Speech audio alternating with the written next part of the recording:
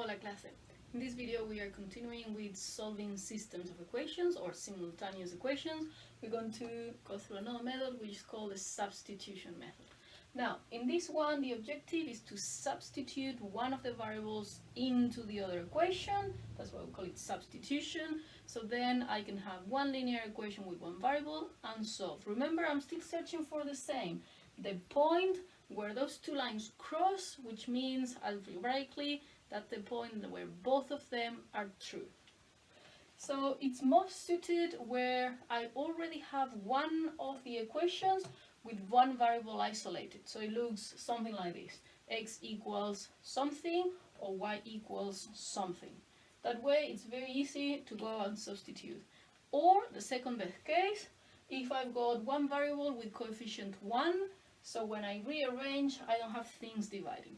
Okay? So something like this.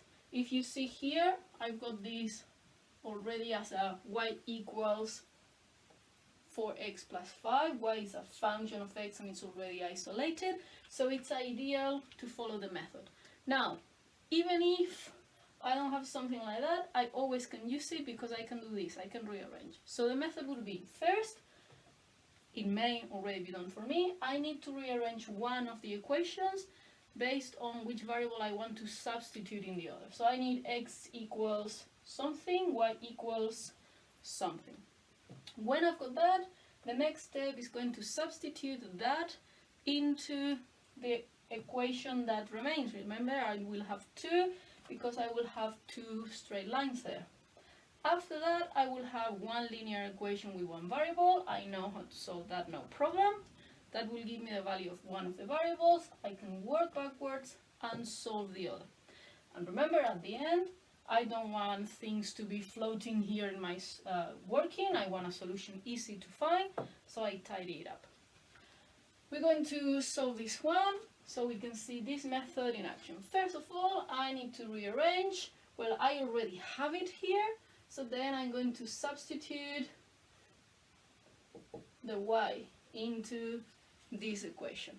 So if y equals 4x plus 5 and these two have to be true at the same time, then 2x plus 3y equals 1, I can force this into here. That's what I'm doing.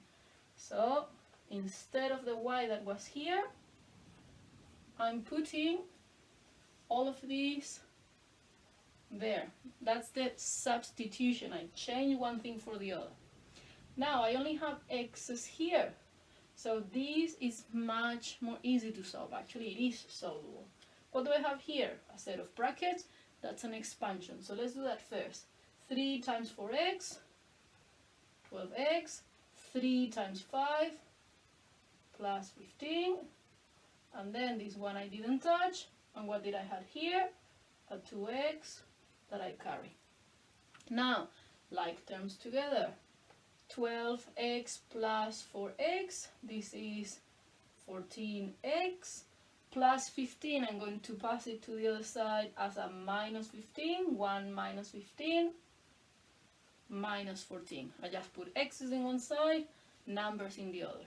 Next step, well, if 14x's are minus 14x, obvious step here that we won't write most of the times, but we can use it to remember, x has to be minus 1. So far I'm here, I've got one of them solved, I need to work backwards to solve the equation. I could go and substitute it here, but I already have one equation where y is isolated, it's rearranged, I don't need to do anything else.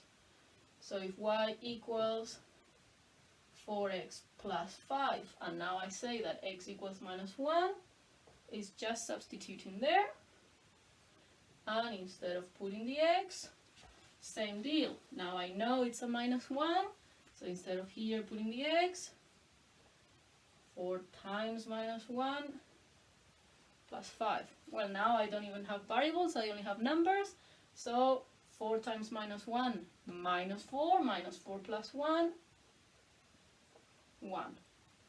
2 variables, I've got a solution for each. Very last thing, tidy things so I can find it easier. And I always put the x first just for keeping it consistent.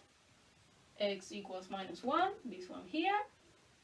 And for the y equals 1.